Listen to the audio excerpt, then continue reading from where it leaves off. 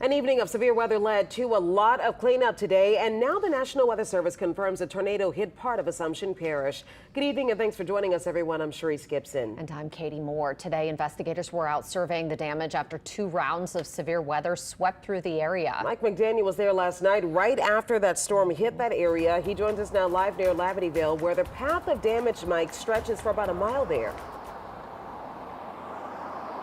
Hey there, ladies. Yeah, we're talking about a storm path of about a half mile to a mile long at least and about a quarter mile wide. The National Weather Service believes this was an EF-0 tornado that left this path of damage. And in that path were homes and businesses.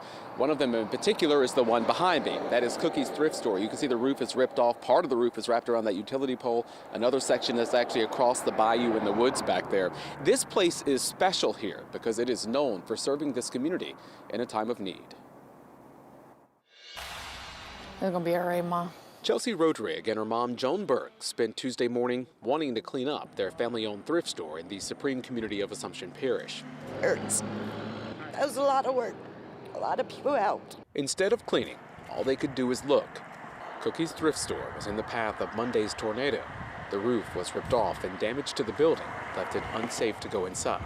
It's depressing because we're the people who help everyone in instances like this. That's why the store opened in the first place, and we feel helpless. The store, named after Burke's mom, opened a few years ago with a mission to help people in the community.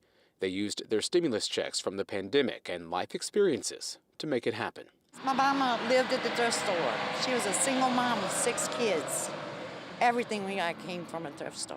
Looking at the damage, both women are glad the store is closed on Mondays, although Burke is usually there preparing for Tuesday. Thankfully, she wasn't there Monday. I've been sick this week. I stayed home a couple of days. I was meant to be home. Next to their store, Sharon Abair spent Tuesday picking up personal belongings and dragging them to the street after her storage shed was blown apart. That's the furniture that I had inside of the shed that was demolished by the storm.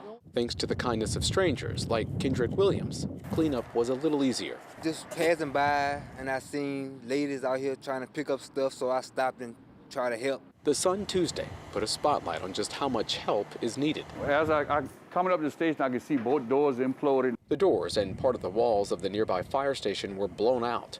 A mobile home next door was blown over and slammed into the side of the building. After 39 years in the department, this is the first time I've seen this type of damage to our facilities. Back at Cookie's Thrift Store, they're thinking about the future. We're gonna rebuild it because it just does too much for our community for us not to keep it there.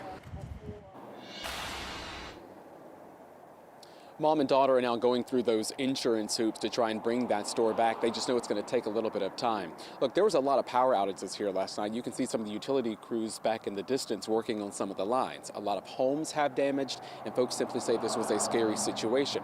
The good thing, thankfully, through it all, there have been no reported injuries because of this storm. Live in Assumption Parish, Mike McDaniel, WWL Louisiana. Ladies. We're all grateful for that. Thank you, Mike.